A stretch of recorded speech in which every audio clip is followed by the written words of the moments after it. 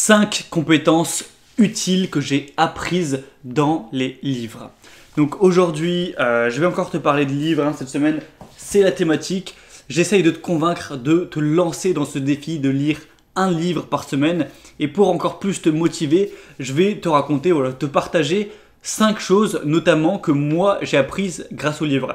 Évidemment, c'est pas une liste exhaustive parce que j'ai appris beaucoup plus que 5 choses dans les livres, 5 compétences. J'ai appris, ça se compterait en dizaines et dizaines, voire centaines. Mais je vais partager vraiment 5 choses hyper importantes et surtout utiles dans la vie concrète, qui changent vraiment ta vie, qui améliorent vraiment ta vie, qui peuvent vraiment faire monter ton niveau de bonheur et pas juste des connaissances, du savoir bidon, ou en tout cas pas très utiles, comme par exemple on peut en retrouver à l'école. À l'école, tu apprends des choses utiles, c'est sûr, mais tu apprends aussi des choses, la géométrie, à part si tu es architecte, l'histoire, les auteurs du XVIIIe siècle, c'est des choses, c'est de la culture générale.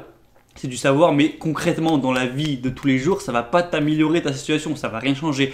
Moi, les 5 choses dont je vais te parler aujourd'hui, c'est vraiment des choses qui ont amélioré ma vie et qui, si tu te lances dans ce défi aujourd'hui, cette semaine, vont pouvoir améliorer la tienne et tu vas voir, c'est hyper intéressant. Donc allez, assez de blabla, on commence tout de suite avec la première compétence du coup qui englobe pas mal de choses. En gros, c'est apprendre à gérer son argent. Grâce à plein de livres que j'ai lus sur l'intelligence financière, la liberté financière, j'ai appris plein de choses pour mieux gérer mon argent. À la fois au niveau des dépenses, donc comment faire quand tu reçois ta paye pour moins dépenser, ne pas utiliser son argent dans des trucs trop débiles, etc. Comment investir et aussi le mindset à avoir, vraiment l'état d'esprit à avoir pour être dans l'abondance, pour apprécier l'argent, n'avoir pas peur de vouloir en gagner, etc. Assumer de vouloir devenir riche et aussi comment en gagner tout ça. Et j'ai lu aussi énormément de choses sur l'entrepreneuriat, le fait de ne pas s'arrêter au premier échec, de continuer, aussi plein de livres sur le marketing, mais ça j'en reparlerai après sur littéralement la vente, ce sera un autre point. Et je me rappelle que ça me fait rire parce que le premier livre que j'ai lu sur la liberté financière, j'étais un gamin de 18 ans sur ma chaise, avec le petit livre en main, j'avais 300 ou 400 euros par mois que mes parents me donnaient pour payer ma bouffe pendant que j'étais étudiant. J'étais au niveau de l'échelle de la richesse, j'étais tout en bas, tu vois, j'avais absolument aucun revenu à part ce que mes parents voulaient bien me donner pour que je vive. Et aujourd'hui, donc ça fait 2-3 ans après, je lis toujours de temps en temps des livres sur la liberté financière et j'ai énormément progressé. Je suis pas riche, je suis pas millionnaire ni rien, mais je gagne 3000 euros par mois en revenu passif, j'investis mon argent, etc. J'ai quand même des dizaines de milliers d'euros de côté et du coup ça me fait rire de voir quand même que j'ai évolué parce que au moment où j'ai lu ce premier livre sur la richesse, je me suis dit est-ce que vraiment le fait de lire ce putain de livre ça va me rendre riche? Est-ce que je vais vraiment être riche un jour?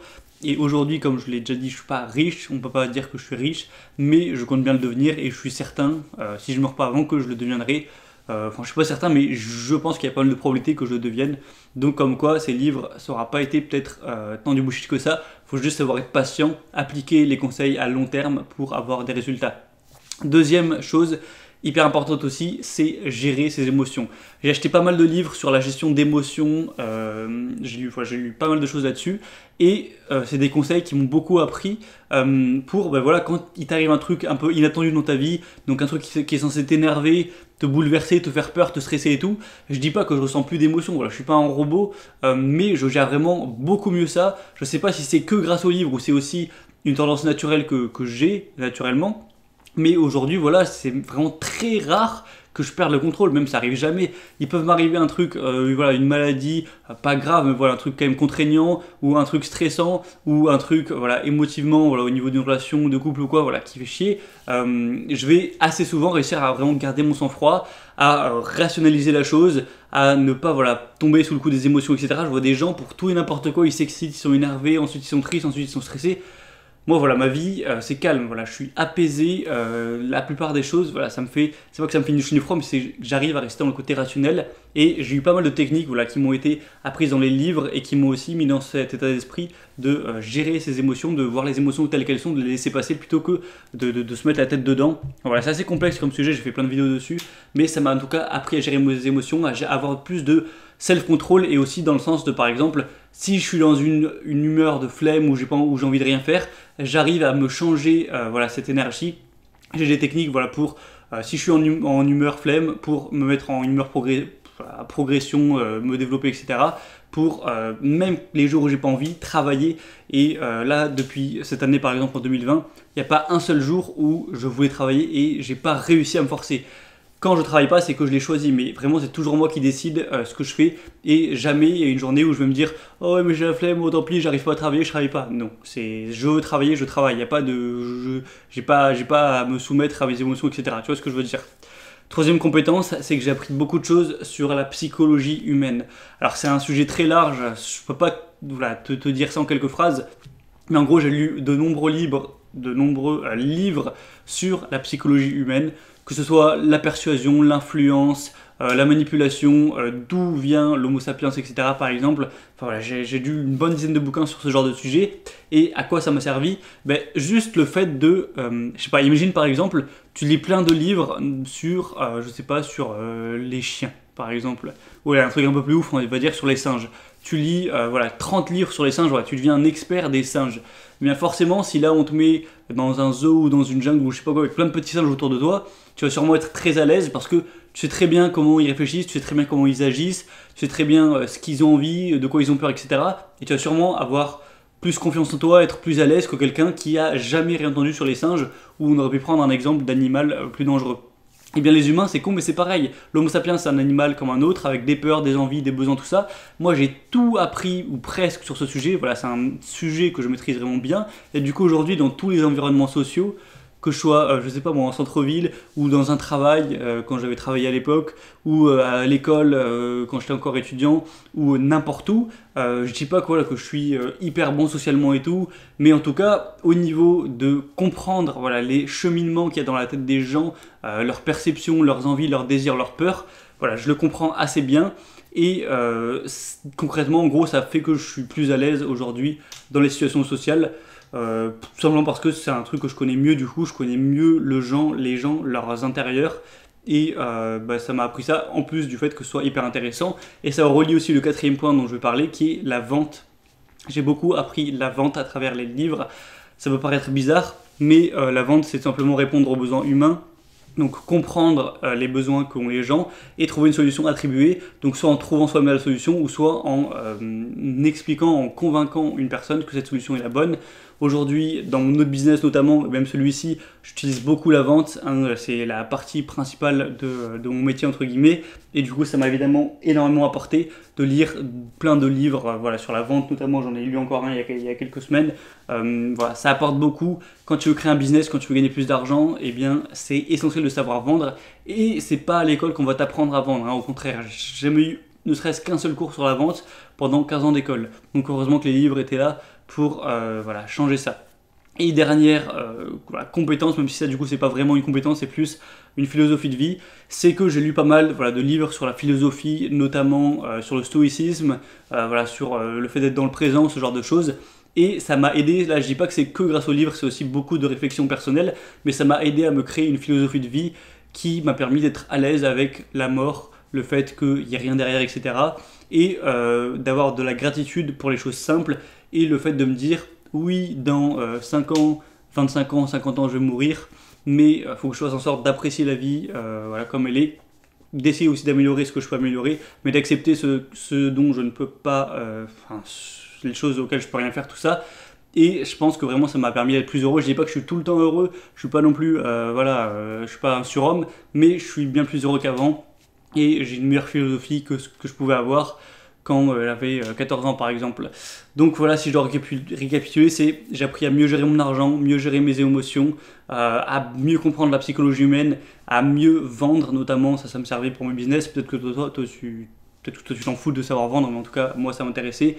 L'entrepreneuriat aussi, j'aurais pu le dire, ça rentre un peu en compte dans gérer son argent, vendre et tout, et une meilleure philosophie de vie, pour avoir plus de gratitude, savoir accepter la mort, savoir accepter la vie comme elle est, être plus dans le présent, ce genre de choses. Et voilà, arrêter de se prendre la tête des fois pour des trucs de merde, savoir relativiser également. J'ai appris pas mal de choses là-dessus. Et la liste pourrait être encore longue, hein, je pourrais continuer longtemps. Donc voilà, c'était 5 trucs que j'ai pris un peu au pif, des choses qui moi, voilà, je trouve m'ont beaucoup aidé, voilà, pour être mieux dans ma vie.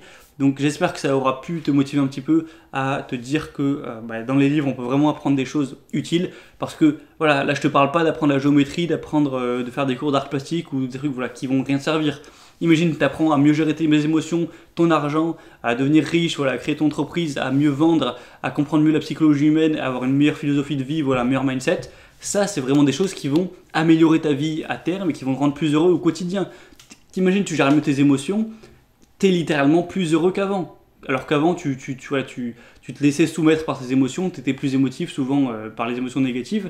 Voilà, c'est des trucs qui vont littéralement t'améliorer ta vie.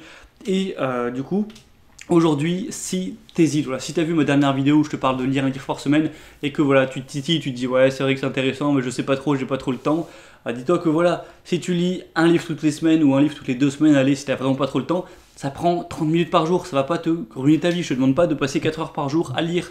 Et en plus là, t'es peut-être touché, peut-être pas, il y a le couvre-feu, tout ça, à 21h plus le droit de sortir, ça peut être l'occasion rêvée pour ancrer cette bonne habitude, te mettre à lire et ça te permettra aussi de voir que dans ton temps libre, tu vois, il y a plein de gens, ils ont leur boulot, leurs études, et une fois qu'ils sont en temps libre, c'est full plaisir. C'est tout plaisir instantané de partout.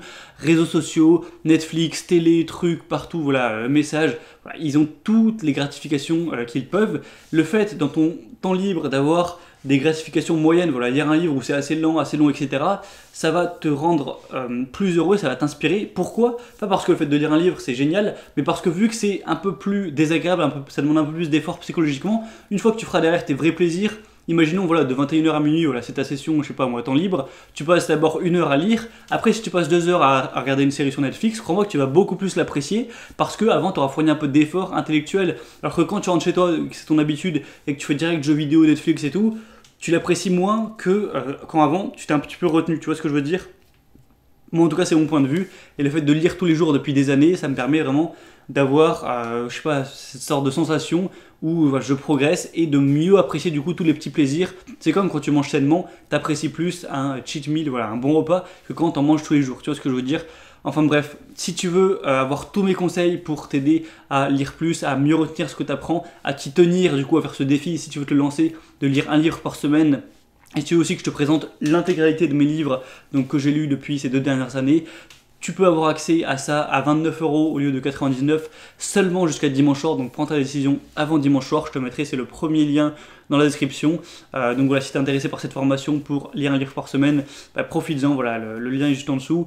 Ça te permettra voilà, que je t'accompagne un petit peu dans ce défi. Et crois-moi que si tu arrives à le réaliser, si tu le relèves et si que tu le réussis haut la main, dans 6 mois, 1 an et plus, ça va complètement bouleverser ton mindset et tu vas vraiment t'élever au-dessus de la masse voilà, qui regarde juste la télé et qui s'en bat les couilles de progresser sur soi mentalement. Donc voilà, je te ferai une dernière vidéo du coup samedi matin où je te présenterai 5 livres, donc ce sera l'épisode 4 de les 5 meilleurs livres que j'ai lus. Donc voilà, je te partagerai quelques livres, mais encore une fois, si tu veux avoir plus de livres, c'est dans la formation. Bref, je t'ai déjà fait le pitch il y a 2 jours, je ne vais pas le refaire, mais sache que le lien voilà, est juste en dessous. Et du coup, on se retrouve très prochainement.